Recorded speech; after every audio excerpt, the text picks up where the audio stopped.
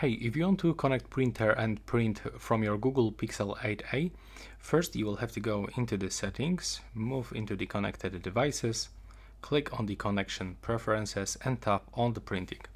And first of all, you can try to use the default print service. If you click here, by the way, you have to turn on the Bluetooth on your phone and also be connected to the same Wi-Fi network like on your printer.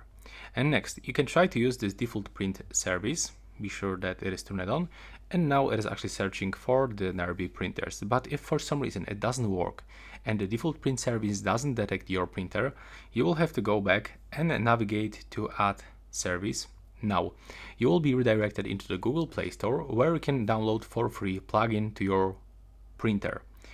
So there's a lot of different printers on the market, but let's say that you are using the Brother print service. And by the way, if there's like some services, I cannot actually find here the HP print service. So if there's like know your printer, click here and input HP